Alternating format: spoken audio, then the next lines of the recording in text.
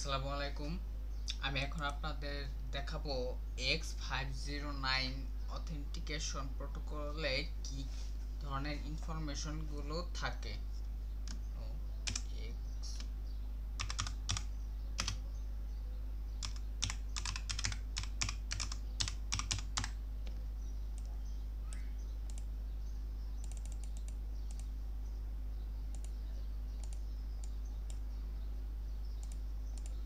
আচ্ছা, এখানে কি ধরনের প্রোটোকল ইনফরমেশনগুলো থাকে এগুলো আমি আপনাদের এখন একে একে বলবো। শুরুতেই যেই ইনফরমেশনটা থাকে সেটা হলো ভার্সন। শুরুতে এখানে ভার্সন থাকে, কারণ আমরা মূলত জানি যে X509 এর তিনটা ভার্সন হয়ে থাকে। ফর এক্সাম্পল ভার্সন 1 হতে পারে, 2 হতে পারে বা 3 হতে পারে। সো শুরুতে ভার্সনটা থাকবে। তারপর কি থাকবে? তারপর থাকবে হচ্ছে সিরিয়াল নাম্বার। সিরিয়াল নাম্বার যেটা হচ্ছে সার্টিফিকেটের নাম্বার। সার্টিফিকেট মূলত থ্রি নাম্বার বলতে এখানে সার্টিফিকেটটা বোঝানো হচ্ছে। দেন এখানে থাকবে হচ্ছে সিগনেচার অ্যালগরিদম আইডেন্টিফায়ার।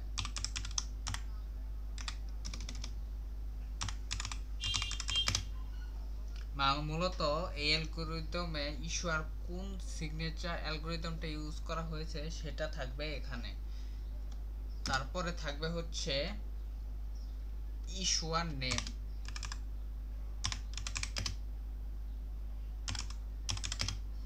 মূলত কে এই সার্টিফিকেট ইস্যু করেছে তার নামটা থাকবে হচ্ছে এখানে ইস্যুয়ার নেম।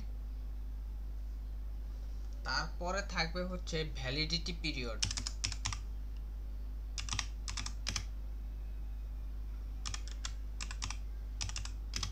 ভ্যালিডিটি পিরিয়ড কত থেকে কত পর্যন্ত এটা ভ্যালিড থাকবে সেটার ইনফরমেশনগুলো এখানে থাকবে।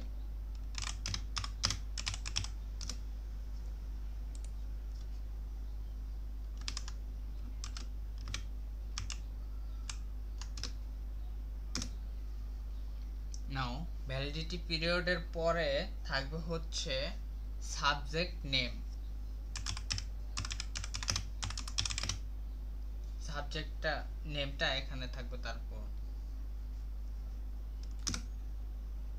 তারপর থাকবে হচ্ছে পাবলিক কি ইনফরমেশন।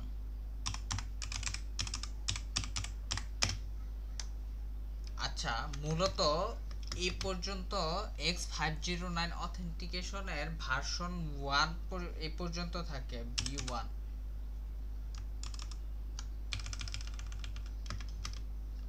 পর্যন্ত ভার্সন 1 এ থাকে। তারপরে থাকে হচ্ছে issuer name, sorry issuer unique ID.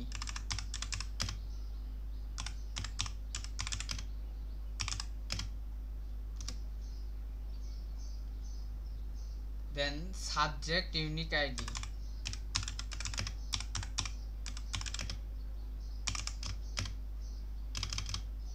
আচ্ছা, X509 অথেন্টিকেশন প্রোটোকলের ভিতর ভার্সন 2 যেটা আছে সেটার মধ্যে এ পর্যন্ত থাকে সাবজেক্ট ইউনিক আইডি ভার্সন 2। আর ভার্সন 1 এ শুধু এ পর্যন্ত থাকে পাবলিক ইনফরমেশন পর্যন্ত।